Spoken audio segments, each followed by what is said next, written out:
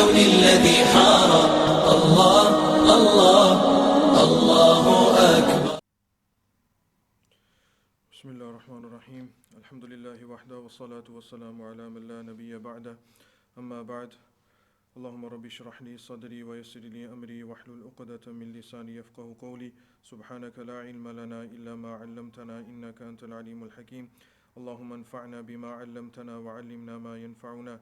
إن الله وملائكته يصلون على النبي يا أيها الذين آمنوا صلوا عليه وسلموا تسليما. اللهم صل وسلم وبارك على سيدنا ومولانا محمد وعلى آله وأصحابه وأتباعه وأزواجه وذرياته. Alhamdulillah, last week we started the introduction in regards to the etiquettes and the principles of learning ahadith and what a student of knowledge should keep in mind when he studies the ahadith of the Prophet sallallahu alaihi wasallam. Now, moving on to today's lesson, it is inshallah a brief background into the life of Imam Nawawi rahmatullah alayh. Now, Imam Nawawi, who was he? His actual name was Yahya bin Sharaf bin Hassan bin Hussein bin Jum'a bin Hizam bin Hirali al-Hurani al-Shami. This was his full lineage, and his eponym or his title that was given by the people was Imam Nawawi. And Nawawi is referring back to the village where Imam Nawawi rahmatullah alayh grew up in. Now we will discuss inshallah today a brief background of Imam Nawawi taken from one of his students who spent a long time with Imam Nawawi rahmatullah alayh, and he saw those things which other students of knowledge did not see from Imam Nawawi rahmatullah alayh. And this book is written in the Arabic language. It is known as Tuhfatul Talibin, the gift of those who are seeking. And this is mentioned his student by the name of Alauddin ibn Attar rahmatullah alayh. He's explained the life of Imam Nawawi rahmatullah alayh, and he's mentioned some amazing stories inside the life of Imam Nawawi rahmatullah alayh. Now he was born in the year 631 Hijri, and when you calculate in the Gregorian calendar, it is approximately 1233 CE. Imam Nawawi rahmatullah alayh was born in the month of Muharram, and as I mentioned, in the village of Nawa, which is quite close to present-day Damascus.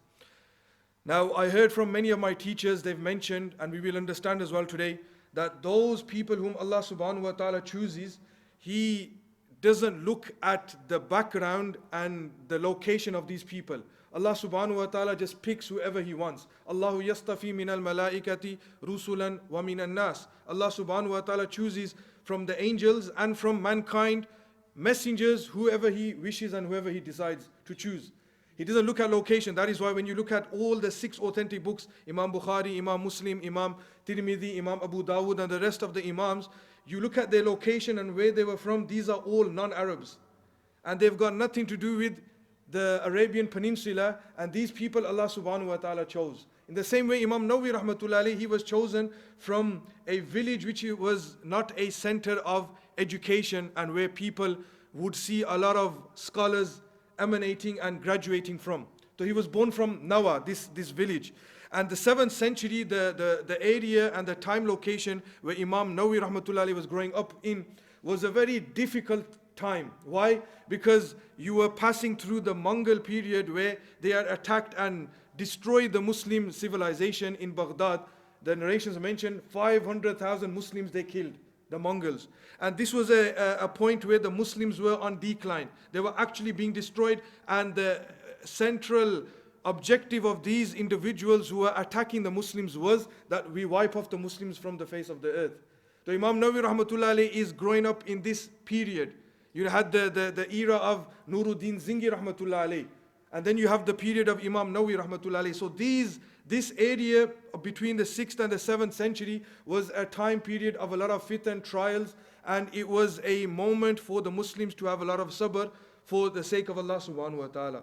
Now they mention that Imam Nawawi rahmatullah alayh, when he was 7 years old, his father mentions, he says that when my son was asleep, he was 7 years old, he was sleeping next to me, and all of a sudden one of the beginning signs that I saw that Imam Nawawi rahmatullah alayh is going to become something great, his father narrates, he says he was sleeping next to me, and it was the month of Ramadan. And what day was it? It was the 27th of the month of Ramadan.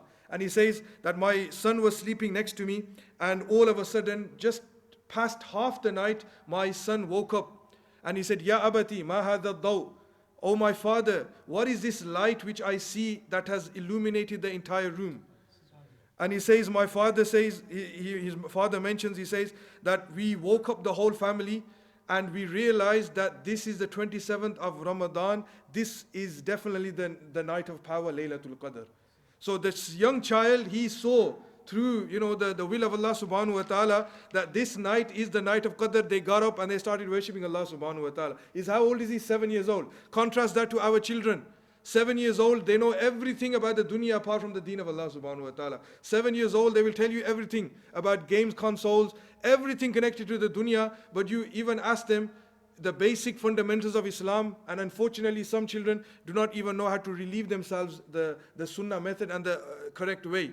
So contrast that to our children. 7 years old, his teacher mentions, who is his Sheikh in Tariqah, in getting closer to Allah subhanahu wa ta'ala. His name is Sheikh Yasin bin Yusuf Zirkishi or Zarkashi, rahmatullah alayh. He mentions a very interesting point. He says that I saw Muhyiddin. Now before I explain the story, Muhyiddin means that person who revives and brings back Islam to the people. Now this title was given not by Imam Nawawi himself.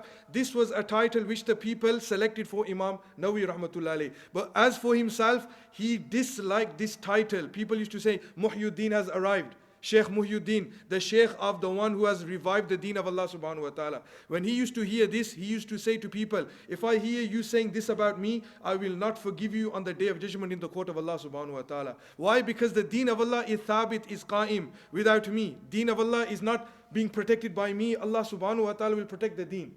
Contrast that again in our day and age. You don't call somebody by a title which he has, he gets upset.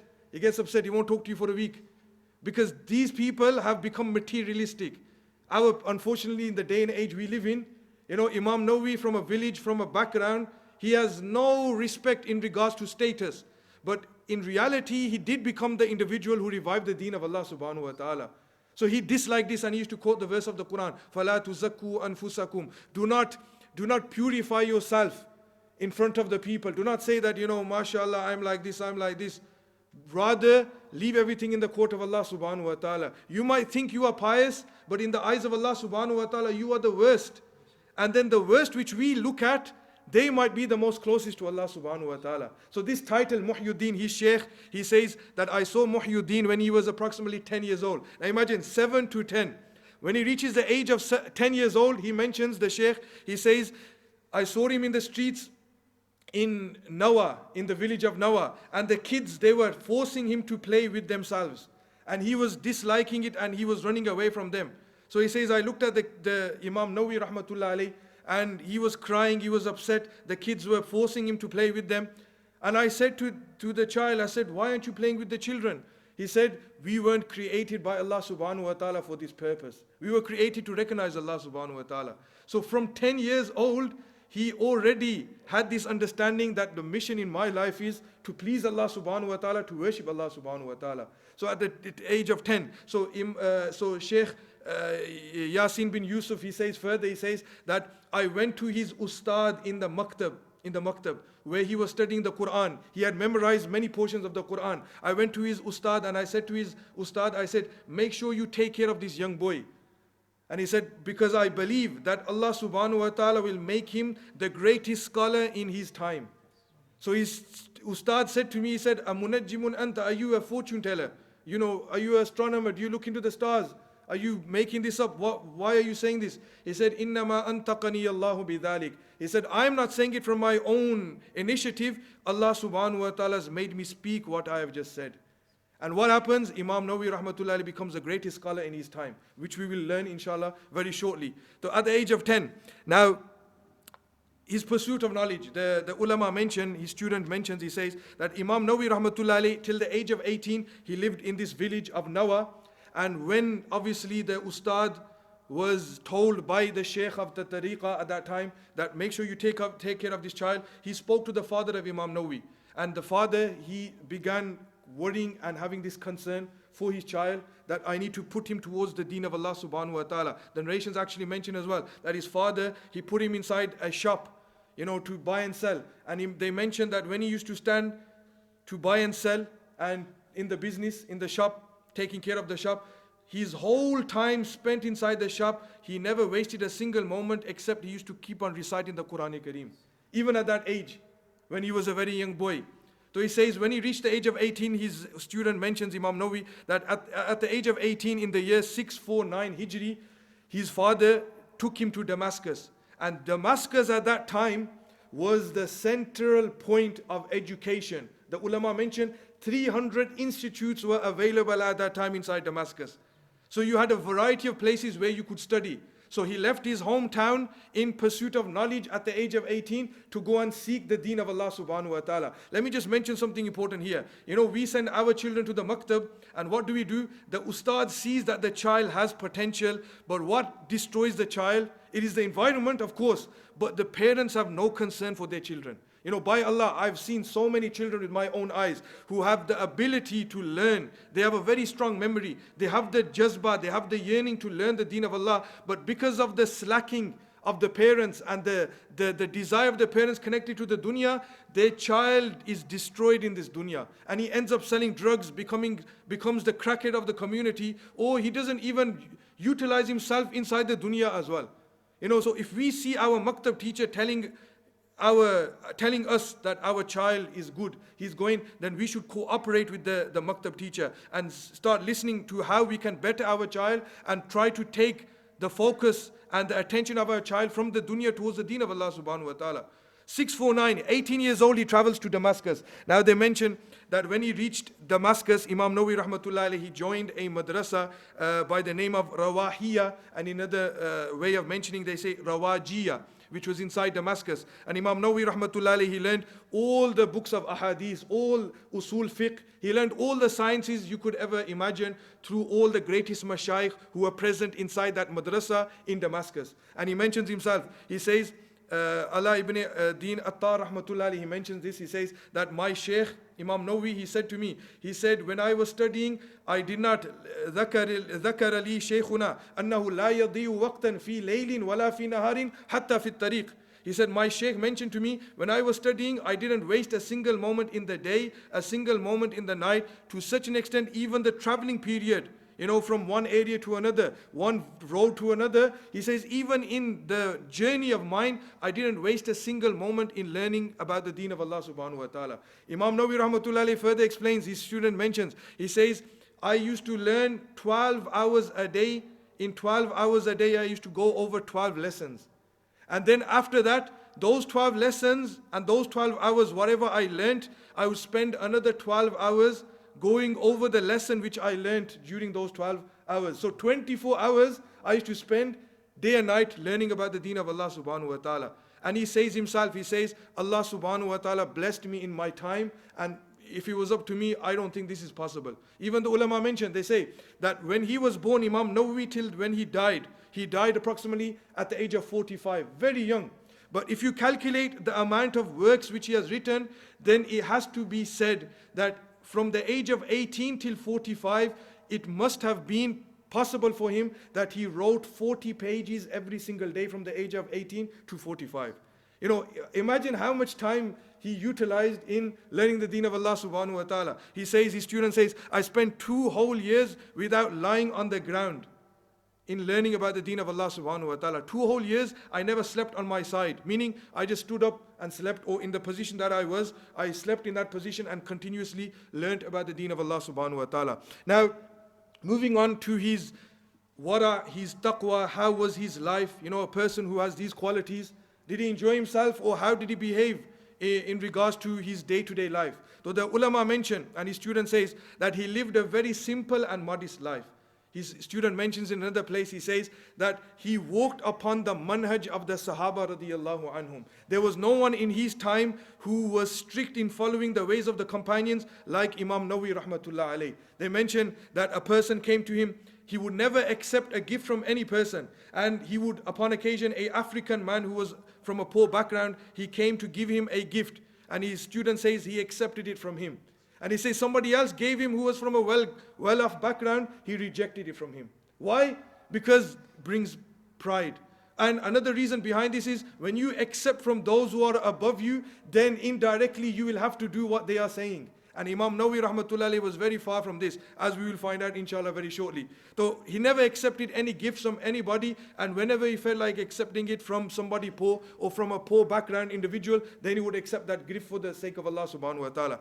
Imam Nawawi rahmatullahi alayhi, now this is an interesting part. Imam Nawawi rahmatullahi alayhi, as I mentioned, he grew up in that period where there was the Ayyubi dynasty, and then they were transitioning into the Mamluk dynasty, or the period where the Ayyubi dynasty, they had totally finished and they were taken over by the Mamluks. Now who are the Mamluks? These were those individuals who had destroyed the Mongols in the battle of Ain Jalut. And this was one of the most decisive battles for the Muslims after, according to my own opinion, more decisive, or it is the greatest battle, the most decisive victory for the Muslims after Khalid bin Walid radiallahu anhu destroyed the Romans in the Battle of Yarmouk.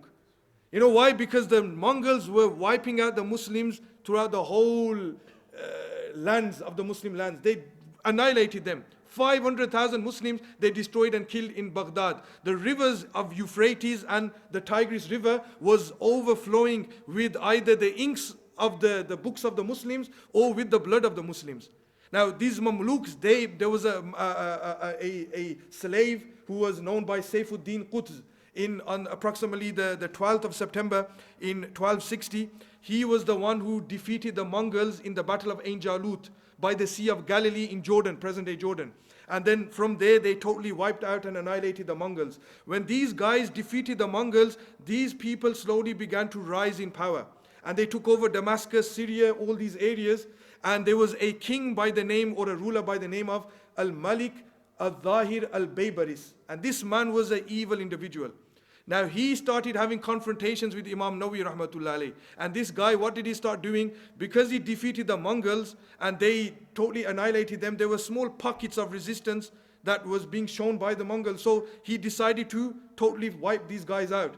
And what he did was, he started putting tax upon the Muslims living inside Damascus. And because they had a difficult life in the beginning, it was very hard for them to pay these taxes. So they complained to the ulama, and the ulama complained to Imam Nawawi rahmatullahi alayhi. What did Imam Nawawi do? He wrote a letter to Malik al-Zahir al-Baybaris, and in that letter, if you read the letter, subhanallah, he gives him a good, a good shouting, and he tells him, Ya Zalim, in many, many letters. He says, don't think that because of you, Allah subhanahu wa ta'ala giving you a high position, after you people were slaves, Allah's given you this high position, you start taking zulm, taking money from these people, and you start taxing them in the dunya, Allah subhanahu wa ta'ala will tax you in the akhirah through your deeds.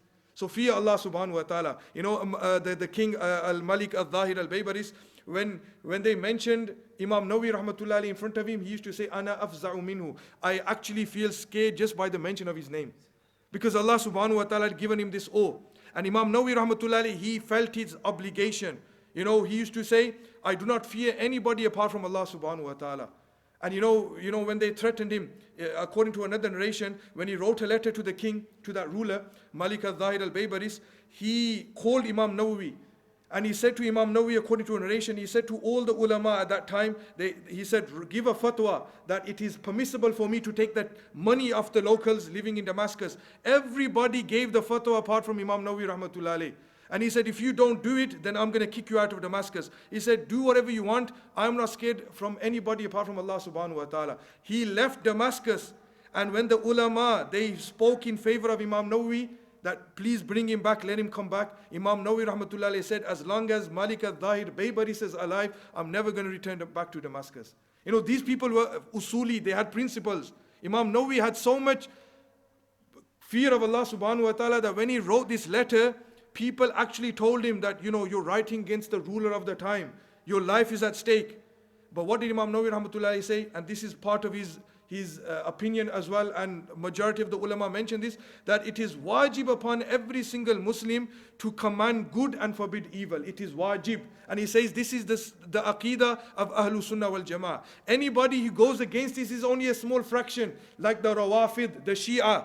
from the Rawafid, they do not agree upon this, but every single person from Ahlul Sunnah wal Jama'ah, it is wajib upon him to command good and forbid evil. And this is why I always mention that if you want to see two colors inside Islam, one color is the ink of the scholars, and the second color is the blood of the shuhada. We can never ever forget the blood of the shuhada and the ink of the true scholars. These people, they diced with the angel of death. They forsake everything for the sake of Allah subhanahu wa ta'ala. Imam Nawawi rahmatullah alayhi was from amongst these people where he didn't care about anybody apart from Allah subhanahu wa ta'ala. There's many letters, I can't go into too much detail, but in those letters, upon occasion he wrote to one of the rulers, and he said that, Ya dhalim, talking to the oppressor. The Prophet sallallahu alayhi wa sallam said, Afdalul jihadi kalimatu haqqin inda sultanin ja'ir. The most virtuous type of jihad is speaking the truth in front of a oppressive ruler. The most greatest, and the ulama mention a reason behind this, because when you speak in front of a tyrant and a ruler, why is it the most virtuous jihad? Because the possibility of you going to jihad, you will either overcome the enemy and return back home, and it's possible that you will die in the path of Allah subhanahu wa ta'ala. And the reason why this is the most virtuous is when you go and stand in front of a tyrant, there is 100% certainty that your life is at stake and you're going to die for the sake of Allah subhanahu wa ta'ala. On the other side, 50-50 chance. Here, 100% you will be taken for the sake of Allah subhanahu wa ta'ala. Imam Nawawi rahmatullah didn't care. He was from the ulama haqqa, the true ulama who didn't care about anything apart from the pleasure of Allah subhanahu wa ta'ala. Now, very quickly moving on. Imam Nawawi rahmatullah alayhi, when he wrote these letters, as I mentioned, he left Damascus and he spent his life in the village of Nawa, and he spent his time inside his village. And his student mentions, he says that upon occasion, he says he was inside his room, and whilst he was inside his room, he saw a man, and he mentioned this to me, whilst nobody was there, he saw a man who passed by the window area of his room where he was staying, and he passed by, and the man said to Imam Nawawi rahmatullah alayhi, he said, it is time for you to go and visit Baytul Maqdis, Jerusalem. And he says, he told me this, and he says, I don't know where the man disappeared to. He told me this, and he said to me, pack your bags, we're going to Baytul Maqdis. So he says, I traveled with him, we went to Baytul Maqdis, we visited the grave of Ibrahim alayhi salam, all the pious companions and those who are buried in those sacred lands. And when he returned back to Nawa to visit his father, upon that occasion he became ill. And they say this was, after this journey he became ill, he passed away in that illness, and he went into the mercy of Allah subhanahu wa ta'ala. Now, he mentions another amazing incident which is very, very important as well. Imam Nawawi rahmatullah alayhi, upon occasion he was inside Damascus, his family members were living on the ground floor, he was on, you could say, the balcony or on a top area of the madrasa where he was staying. A very ajib story. He says, my family members were at the bottom, I was staying on top in the madrasa Rawahiyya or Rawajiyya, and whilst I was staying there, I was ill. And I was so severely ill, I was bedbound. And all of a sudden, when I woke up, I realized that Allah subhanahu wa ta'ala has granted me shifa. And when I woke up, I decided to do dhikr of Allah subhanahu wa ta'ala. And when I was doing dhikr of Allah subhanahu wa ta'ala, I looked in the corner of a room, and there is a man who is illuminating the room, and he comes up to me and he says, oh Shaykh, do not do the zikr of Allah subhanahu wa ta'ala. Do not do the zikr of Allah subhanahu wa ta'ala. If that was me and you say, Alhamdulillah, days, we can have a break for today. I've reached a high level, I can relax for today. So he says, Imam Nawawi says that I said to the man, who are you?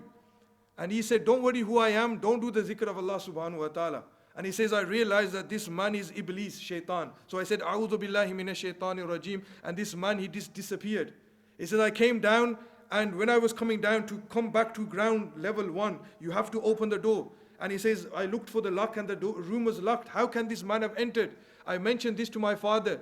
And my father was amazed, and I mentioned it to my family as well, and they all agreed that this person was shaitan. So the level that he was on. Imam Nawawi rahmatullah alayhi, his entire life he never got married. He never had any children. And the life that he lived, it was a very difficult life. As I mentioned, he followed the ways of the companions radiyallahu anhum. And I can tell you this very important point as well. If he was living in our day and age, many people would have forsaken Imam Nawawi rahmatullah alayhi. You know why? Because they would have said he's an extremist. He's an extremist. But what does Allah subhanahu wa ta'ala show us here? That all those ulama who gave the fatwa, the permissibility of taking the tax from the people, nobody even remembers their name. The only name we remember is Imam Nawawi rahmatullah alayhi. And this teaches us a very important lesson. Don't go for what the majority are saying, go for what Allah subhanahu wa ta'ala is saying. And this is the legacy that is left behind in the life of Imam Nawawi rahmatullah alayhi. They mention he passed away on the 24th of Rajab in the year 676 Hijri, 45, some say 46, 47 years old. He passed away at a very young age. And they mention the amount of books that he has written, the ulama have counted them and they've said within a 45-year period spent in this dunya, he has written over 30 books. Amongst them, we will study inshallah Riyadus Salihin. There is another book, Al-Arba'in, the 40 ahadith of Imam Nawawi rahmatullah, very, very famous. You have another book, the Shara of Sahih Muslim. He has written a commentary on Sahih Muslim. And some ulama have the opinion that this is second in level compared to the commentary written by Hafiz ibn Hajar Asqalani rahmatullah alayh. When you say Hafiz ibn Hajar Asqalani to ulama, they get happy. Why? Because they know this man wrote a commentary on Bukhari. And when you say Imam Nawawi rahmatullah alayhi, people's minds generally tend to go towards the commentary of Sahih Muslim or Riyadus Salihin. This is Imam Nawawi rahmatullah alayhi. And the amount of ikhlas, and due to his ikhlas, Allah subhanahu wa ta'ala blessed him to such an extent. I was mentioning to a few brothers last year as well. You know, we traveled on a charity occasion to go and give, many brothers will know about this. We traveled to the jungle in France when there was a refugee crisis. And, you know, we traveled and we went to the jungle where there was an area designated by the French authorities for those individuals who are, you know, not accepted by anybody. So when we went inside there, this is a deep point I want to mention. We went inside the jungle and you find everybody inside there. Everybody. You know, we went to another place upon occasion. I visited that place 2 times approximately on 2 different occasions. The first time I went there, I met some brothers who were from the Pathan background. And you know, I met one of the brothers, and I'm just trying to explain to you the situation, what was happening inside that area. I met him and he goes to me, "Where are you from?" I said, "I'm from Birmingham." And he said, "You know, where about?" I said, "Alam Rock." And he said, I used to sell fruit and vegetables on Highfield Road. I used to sell fruit and vegetables on Highfield Road. So you've got everybody there. And you've got, you know, anybody and everybody. So we were inside the jungle and we went, what we were doing with the charity was, we were trying to help those individuals who were in that area. So what we decided to do was build masjids for those brothers who are there so they can pray their salah. And because they're there for so many months, so many years, they're known as Ashabul A'raf. You know, neither Jannah, neither Jahannam, just stuck in the middle. Neither Jannah, England, and neither Jahannam going back to where they've come from. So they're in the middle. So we decided that we make some masajid. So whilst we were there were some black brothers, Sudanese, African brothers. So what we was doing was we were going around and just checking and speaking to the main chiefs who were in charge of those areas. So I was going inside one of the tents, and this is the main point which amazed me. Went inside one of the tents, and there was a brother there sitting on his bed. And I was being taken by one of the other chief black brothers who were there, the African brothers. So as we went inside the tent, the guy was sitting, the brother was sitting there, and he had a book in his hand, and he was studying, sitting there studying. So I said to him, "Brother," I asked him, I said, "Why is he reading?" So when he showed me the front cover, it was Riyadus Salihin. Riyadus Salihin. And I said, "Subhanallah, you know, even in the dungeons of the jungle, Allah subhanahu wa ta'ala has blessed Imam Nawawi's Riyadus Salihin to such an extent that this brother is reading Riyadus Salihin. He was reading in Arabic. So, you know, Allah subhanahu wa ta'ala has given so much acceptance that, according to my opinion, I could be wrong, that there is not a single madrasa, not a single institute, part of Ahlus Sunnah wal Jama'at that does not accept Riyadus Salihin. Everybody accepts Riyadus Salihin, unless, you know, your mentality and your mindset is totally off the manhaj of Ahlus Sunnah wal Jama'ah. There is not a single group out there who does not accept Riyadus Salihin. It is taught in the masajid, as many people read Fadali A'mal of Sheikh Zakaria rahmatullah alayhi. This Riyadus Salihin is accepted by every Arab masjid, and many Arab brothers, they read this and they learn from this. Allah subhanahu wa ta'ala accepted the book of Imam Nawawi's Riyadus Salihin. He has written many other books. There's no time to go into too much detail. I'm just going to finish on one last point, which one of the ulama mentioned. They say that in the whole life of Imam Nawawi's rahmatullah alayhi's time spent in the dunya, there were 3 qualities. 3 qualities in his life that if a person has one of those qualities, then Allah subhanahu wa ta'ala will force the people to come and benefit from that individual.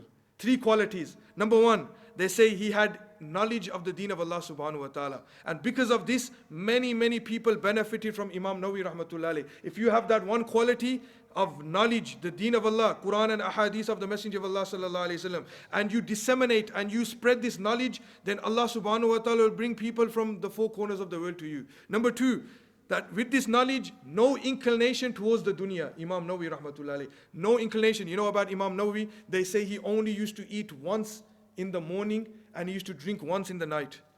He never used to eat too much. You know, upon occasion, one of his students mentioned that I said to him, Sheikh, why don't you eat the fruits and vegetables in Damascus? And he had so much taqwa, he said that these fruits and vegetables that are grown, it is grown in lands and properties which is owned by the government. And I do not know that the government, have they taken this lawfully or unlawfully. If I eat from it, this is going to be haram for me. You could give that to somebody today and say, brother, he's extreme. He's extreme. But this was his ikhlas, this was his taqwa, the fear of Allah subhanahu wa ta'ala. This was the quality that he had, and this is why Allah subhanahu wa ta'ala elevated him to such a high status. And the third point, no inclination towards the dunya. Third point, that he continuously commanded good and he forbade evil. Amr bil maruf, nahi anil munkar. The Shaykh says, if you have any of these three qualities, then Allah subhanahu wa ta'ala will pull all the people towards you like a magnet, and people will benefit from you from all four corners of the world. May Allah subhanahu wa ta'ala give us a tawfiq to bring these qualities into our lives as well. And may Allah subhanahu wa ta'ala give us all the ability to follow in the footsteps of Imam Nawawi rahmatullah alayh. And before we finish, inshallah, just we will recite the first hadith from Riyadus Salihin, inshallah, and then the following week, inshallah, we will go into explanation of the hadith. Bismillah ar-Rahman ar-Rahim. Babun al-ikhlasu wa ihdaru niyati fi jamil a'mali wal aqwali wal ahwali al-barizati wal khufyati. Qala Allah ta'ala, wa ma umiru illa liya'budu Allah mukhlisina lahu ad-din hunafa'a wa yuqimu as-salata wa yu'tu az-zakata wa dhalika dinul qayyimah. Wa qala ta'ala, lan yanala Allah luhumuha wa la dima'uha walakin yanaluhu at-taqwa minkum. Wa qala ta'ala, qul in tukhfu ma fi sudurikum aw tubduhu ya'lamuhu Allah. وعن أمير المؤمنين أبي حفص عمر بن الخطاب بن نفيل بن عبد العزى بن رياح بن عبد الله بن قرط بن رزاح بن عدي بن كعب بن لؤي بن غالب القرشي العدوي رضي الله عنه قال سمعت رسول الله صلى الله عليه وسلم يقول إنما الأعمال بالنيات وإنما لكل امرئ ما نوى فمن كانت هجرته إلى الله ورسوله فهجرته إلى الله ورسوله ومن كانت هجرته لدنيا يصيبها أو امرأة ينكحها فهجرته إلى ما هاجر إليه متفق على صحته. رواه إمام المحدثين أبو عبد الله محمد بن إسماعيل بن إبراهيم بن المغيرة بن بردزبة الجعفي والبخاري وأبو الحسين مسلم بن الحجاج بن مسلم القشيري النيسابوري رضي الله عنهما في صحيحيهما اللذين هما أصح الكتب المصنفة. May Allah subhanahu wa ta'ala grant us the barakat of this hadith, and may Allah subhanahu wa ta'ala give us the tawfiq and ability to continuously inshallah attend. Brothers are requested that inshallah, if you want to, you can bring your books inshallah as well, and you can sit in the halaqat and try to take notes and benefit from Imam Nawawi's rahmatullah alayhi's Riyadus Salihin. Inshallah, the following week, next week, we will discuss a bit of background of Riyadus Salihin, and then we will explain the hadith as well inshallah. May Allah subhanahu wa ta'ala grant us the barakat of this hadith, and may Allah subhanahu wa ta'ala give us all the tawfiq to act upon what has been said inshallah. Ameen wa akhiru da'wana alhamdulillah rabbil alameen wa sallallahu ta'ala ala khairi halki Muhammad wa ala alihi wa sahbihi ajma'in.